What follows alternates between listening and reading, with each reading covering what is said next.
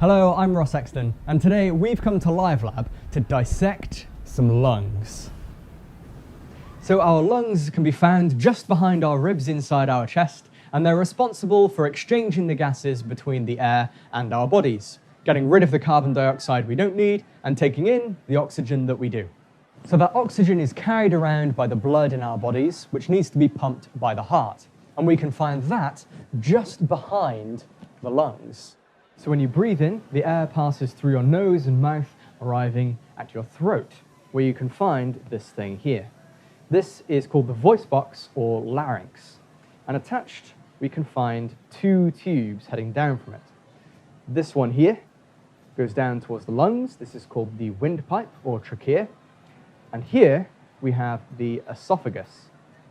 Now you want your air to go down the trachea to your lungs and your food to go through the esophagus. This is called an epiglottis. When you swallow, it closes over the top, blocking the trachea and preventing any food from going down, and so instead your food just passes in to the esophagus. So now we're going to remove the voice box.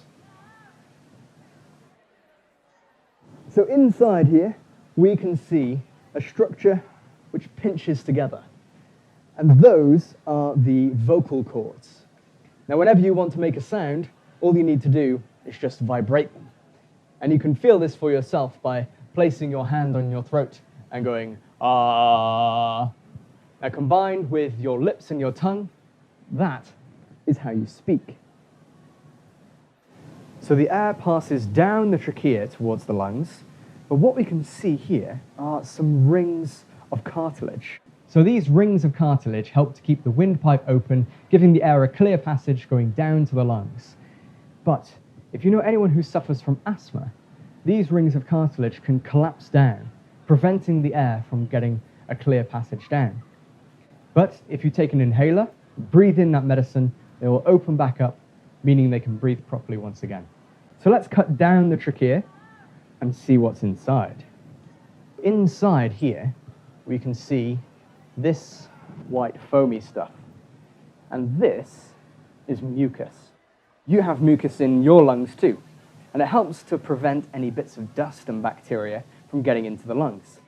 So when we get to the bottom of the trachea, we can see that it branches off to two tubes called a bronchus. So the air passes down here, going into the lungs.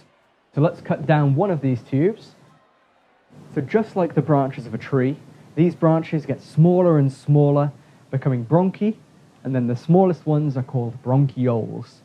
And right at the end of these bronchioles are microscopic structures called air sacs, or alveoli. And the alveoli is the place where the gases exchange between your body and the air. Now we can't see these alveoli, but if we cut off part of the lungs and drop it into some water, then we should be able to see what's inside it.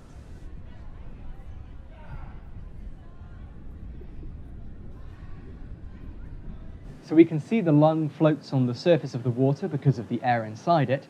And if we compare this to a bit of the diaphragm, so without that air in it, the muscle is far more dense, and so it sinks. So what actually happens to the lungs when it inflates? Well, to show you guys this, I have a syringe full of air. I'm going to place this into the top of one of those bronchiole tubes. And if I push down, we can see the lungs inflate. For more insides on the outside, check out our Dissections playlist.